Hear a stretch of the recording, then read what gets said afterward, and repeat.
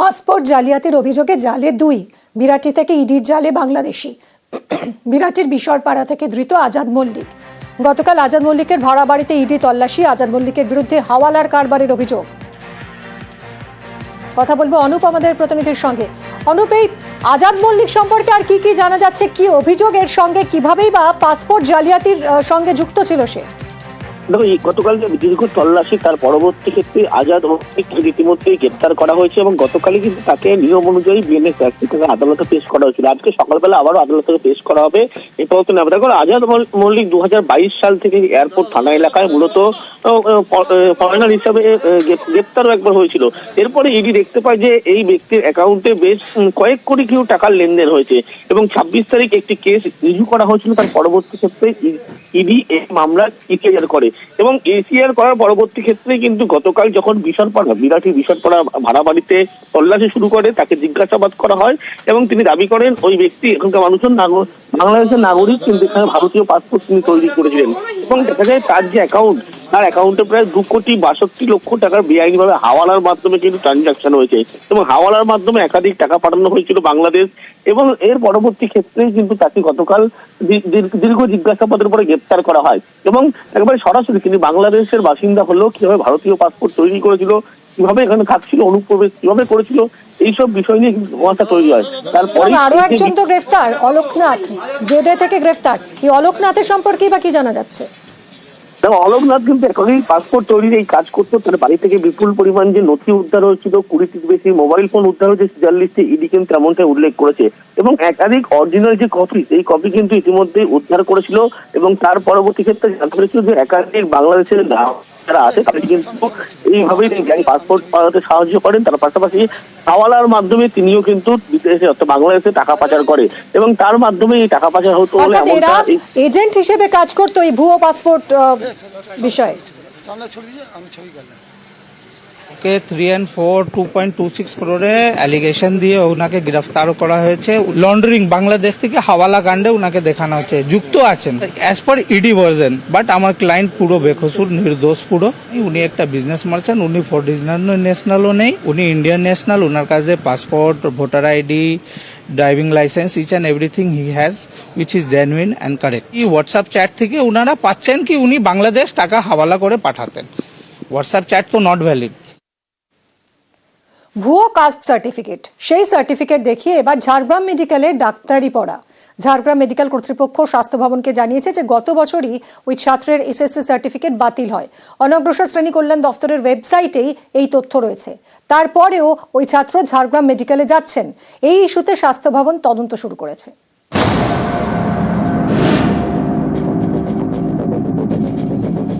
প্রথমে diamond Harbour medical, তারপর SSKM, এবার ভুয়ো কাস্ট সার্টিফিকেট দেখিয়ে ঝাড়গ্রাম মেডিকেলে ডাক্তারির পড়াশোনা। এ নিয়ে গত বছর অভিযোগ পায় ঝাড়গ্রাম মেডিকেল কর্তৃপক্ষ। তারা অভিযোগ খতিয়ে দেখে, সত্যতাও খুঁজে পায়, সেটা জানায় স্বাস্থ্য ভবনকে। স্বাস্থ্য ভবনকে লেখা চিঠিতে ঝাড়গ্রাম মেডিকেলের প্রিন্সিপাল জানান 2023 সালে একজন ছাত্র ভর্তি হন। জেনারেল কাস্টের হয়েও এসসি সার্টিফিকেট দেখিয়ে তিনি ঝাড়গ্রাম মেডিকেলে ভর্তি হন বলে অভিযোগ মিলেছে। পুলিশের থেকে পাওয়া নথি অনুযায়ী এই অভিযোগ সত্যি। অনগ্রসর শ্রেণী কল্যাণ দপ্তরের ওয়েবসাইটেও দেখা গিয়েছে সংশ্লিষ্ট পড়ুয়ার এসসি সার্টিফিকেট 2024 সালের 21শে অগস্ট তারা বাতিল করে। গত বছরের 18ই নভেম্বর স্বাস্থ্য ভবনকে এই চিঠি দেয় ঝাড়গ্রাম মেডিকেল কর্তৃপক্ষ। এই চিঠির পরে প্রায় 5 মাস কেটে গিয়েছে, এখনো সেই ছাত্র ঝাড়গ্রাম মেডিকেলের পড়ুয়াই রয়ে গিয়েছেন। এই ইস্যুতে এবার স্বাস্থ্য দপ্তর তদন্ত শুরু করেছে। অনগ্রসর শ্রেণী কল্যাণ দপ্তর রিপোর্ট চেয়েছে স্বাস্থ্য দপ্তরের থেকে, সেই মতো তদন্ত শুরু করেছে স্বাস্থ্য ভবন। এর আগে ভুয়ো এসটি সার্টিফিকেট দেখিয়ে ডায়মন্ড হারবার এবং এসএসকেএম এ ডাক্তারি পড়ার অভিযোগ ওঠে। এসএসকেএম এর থেকে রিপোর্ট চায় অনগ্রসর শ্রেণী কল্যাণ দপ্তর। পরে দপ্তরের থেকে বেশ কিছু তথ্য চায় এসএসকেএম হাসপাতাল কর্তৃপক্ষ। এ নিয়ে চলতি সপ্তাহে এসএসকেএম কর্তৃপক্ষের সঙ্গে বৈঠকে বসতে চলেছে অনগ্রসর শ্রেণী কল্যাণ দপ্তর। ভুয়ো কাস্ট সার্টিফিকেট দেখিয়ে মালদায় প্রাথমিক শিক্ষকের চাকরি করারও অভিযোগ উঠেছে। এ নিয়ে সম্প্রতি মালদা জেলা প্রাথমিক শিক্ষা সংসদের চেয়ারম্যানের থেকে রিপোর্ট তলব করে প্রাথমিক শিক্ষা পর্ষদ। এ নিয়ে এবার তারা আরও কড়া। আবারও মালদা জেলা প্রাথমিক শিক্ষা সংসদে চিঠি দিয়েছে প্রাথমিক শিক্ষা পর্ষদ। তারা জানতে চেয়েছে 2 শিক্ষকের চাকরির অভিযোগ নিয়ে রিপোর্ট তলব করা হয়েছিল। 2 সপ্তাহ পরেও কেন সেই রিপোর্ট দিল না মালদা প্রাথমিক শিক্ষা সংসদ? রাজ্য পুলিশের দুর্নীতি দমন শাখাকে কি তদন্ত রিপোর্ট দেওয়া হয়েছে? এ নিয়ে বুধবারের মধ্যে জবাব দিতে বলা হয়েছে মালদা জেলা প্রাথমিক শিক্ষা সংসদকে। সোমরাজ বন্দ্যোপাধ্যায়, রাজু সিং এবং সুকান্ত চক্রবর্তী, নিউজ 18 বাংলা।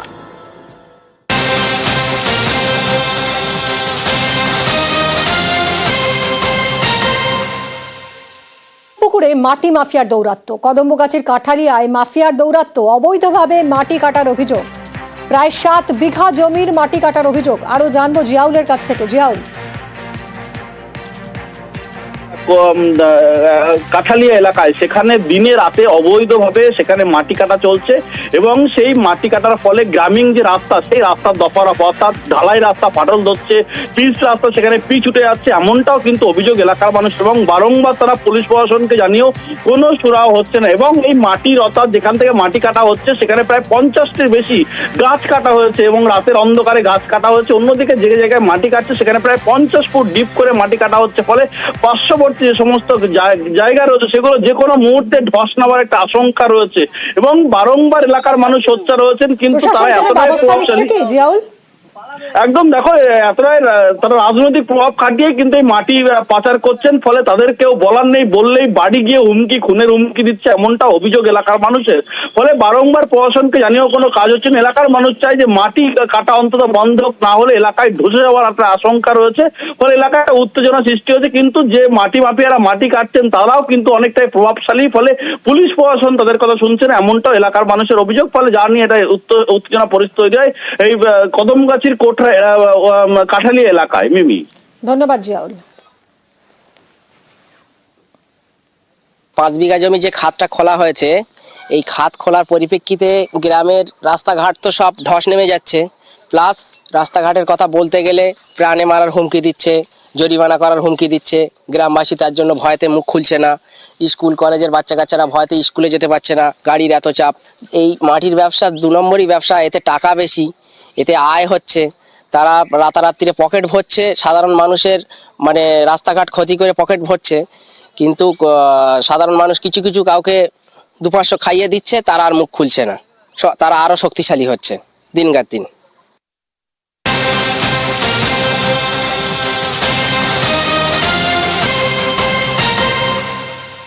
রাতারাতি নদী চুরি হয়ে যাচ্ছে জলপাইগুড়িতে। জলপাইগুড়ির পাহাড়পুরে নদী ভরাটের অভিযোগ। ধরধরা নদী বুঝিয়ে চড়া দামে বিক্রি করছে মাটি মাফিয়ারা। কোর্টের স্থায়ী ভবন নির্মাণে জমির দাম বেড়েছে। এলাকার মানুষ কি অভিযোগ করছেন বাসিন্দারা, শুনবো। এই নদী এরকম করে প্রশাসন বুঝিয়ে দিচ্ছে নদীকে, এবার তো জমি করে না, মাফিয়া গিরি জমি দখল করে, মানে প্রশাসন কি দেখার উচিত কি অনুচিত? নদীকে বন্ধ করে দিয়ে জমি বিক্রি করতেছে। এখন কি যাবো, প্রশাসন যেটা করবে সেটাই আমরা ভালো যাবো। এখানে তো আমরা দীর্ঘদিন ধরে আছি, এখানে আমরা ব্যবসা করি, এখানে আমাদের গোডাউন আছে এখানে। তো এই কিছুদিন ধরে দেখতে পাচ্ছি এখানে যেমন এই জমিতে কিছু লোক নেমে নাপযোগ চলছিল, তো হতেই পারেন জমি বেচা কেনা হতেই পারে, কিন্তু এখন দেখছি আমরা হঠাৎ করে নদীটাকে ব্লক করে দিয়ে মাটি মুটে দিয়ে এটাকে নদীটা ব্লক করে দিয়ে প্রশাসনকে আমরা কিছু করবো এই ব্যাপারটা, যেহেতু আমাদেরও নজরে এই জিনিসটা এসছে। আর গোটা গ্রামবাসীরাই এটা দিয়ে একটা মানে বর্ষাকালে এটা দিয়ে ক্ষতি একটা হবে গ্রামেরই। কথা বলবো শান্তনুর সঙ্গে। শান্তনু, রাতারাতি নদীর উপর মাটি দিয়ে নদী ভরাট করে ফেলা হচ্ছে, তারপর সেই জমি বিক্রি হচ্ছে, এটা তো আর 1-2 ঘন্টার কাজ নয়। কিভাবে প্রশাসনের নজর এড়িয়ে এটা সম্ভব হচ্ছে? দেখো, স্থানীয়দের যেটা দাবি যে গত কয়েক বছর ধরেই কিন্তু এই কাজ চলছে, তার ফলে কিন্তু ধরধরা নদী আস্তে আস্তে কিন্তু হারিয়ে যাচ্ছে জমিদার পাড়া এলাকায়। যদি পাহাড়পুর গ্রাম পঞ্চায়েতের জমিদার পাড়া এলাকা, যার পাশেই কিন্তু রয়েছে কলকাতা সার্কিট বেঞ্চের নবনির্মিত যে ভবন, স্থায়ী ভবন, যেটা নির্মাণ কাজ চলছে, তার ঠিক পাশেই কিন্তু এই ঘটনা ঘটছে। যেটা বলা হচ্ছে যে এই নদী ভরাট করে জমি মাফিয়াদের একটা অংশ কিন্তু সেই জমি প্লট করে বিক্রি করে দিচ্ছে। এই মুহূর্তে সার্কিট বেঞ্চ যেহেতু তৈরি হচ্ছে ওখানে স্থায়ী ভবন, সেই কারণে জমির দাম কয়েক গুণ বেড়ে গিয়েছে এবং সেই কারণেই কিন্তু মাফিয়ারা কিন্তু এখন নদীটাকেও ছাড়ছে না এবং নদী ক্রমশ ভরাট করে নিয়ে সেই জমি প্লট করে করে করে সেগুলো বিক্রি করে দেওয়া হচ্ছে। স্থানীয়দের অভিযোগ, যেখানটায় জলের দরে একসময় বিঘা প্রতি জমি বিক্রি হতো, সেখানে এখন কাঠা প্রতি জমি বিক্রি হচ্ছে, তাও হচ্ছে যে যেমন দাম চাইছে সেরকমই পেয়ে যাচ্ছে, কারণ সামনে তৈরি হচ্ছে সার্কিট বেঞ্চ। সেই কারণে জমির দাম এতটা বেড়েছে এবং সেই কারণে এই ধরনের অপরাধ যা রাতের অন্ধকারে সংঘটিত হচ্ছে।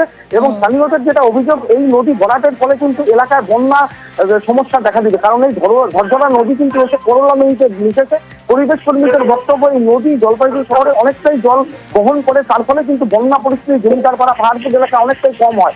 কিন্তু এই নদী শান্তনু, ভরাট আমরা একটু হয়ে যাওয়ার শুনি ফলে নদী চুরি রোকার আশ্বাস দিয়েছেন পঞ্চায়েত সমিতির সভাপতি, কি বলছেন তিনি, এবং পরিবেশ কর্মীরা তারাও সরব হয়েছেন। দেখুন, এটা আপনাদের মারফতই আমি এই মুহূর্তেই জানতে পারলাম, বিষয়টা আমারও আগে জানা ছিল না। যদি এরকম হয়ে থাকে সেটা অত্যন্ত অন্যায় গঠিত কাজ। আমি আমাদের যারা ভূমি রাজস্ব দপ্তরের যারা আধিকারিক রয়েছেন তাদের সঙ্গে কথা বলে বিষয়টা যাতে দ্রুততার সঙ্গে পদক্ষেপ না হয় সেই বিষয়টা দেখছি। নদী চুরি হয়ে যাওয়া এটা অত্যন্ত অসাংবিধানিক কাজ এবং সম্পূর্ণরূপে বেআইনি কাজ। সবচেয়ে বড় কথা, যেখানে হাইকোর্ট হচ্ছে, যেখানে বিচারাধীন একটা বিষয়, বিচার ব্যবস্থায় যেখানে থাকবে, দেশের সংবিধান সুরক্ষিত থাকবে, সেইখানে নদীকে চুরি করে নেওয়ার একটা প্রবণতা দেখা দিচ্ছে ইদানিং। আমার মনে হয় এটা অত্যন্ত কঠোরভাবে দমন করা দরকার। প্রশাসনের যারা কর্তা ব্যক্তিরা আছেন, এই নদী যারা দেখভাল করেন, জমি জমা দেখেন, তাদের দেখা উচিত এবং অবশ্যই সাধারণ মানুষকে এগিয়ে আসতে হবে যে নদীকে নদীর মতো বইতে দিতে হবে, নদীকে দখল করা চলবে না, নদীকে বাঁচিয়ে রাখতে হবে আমাদের নিজেদের বাঁচার পাই।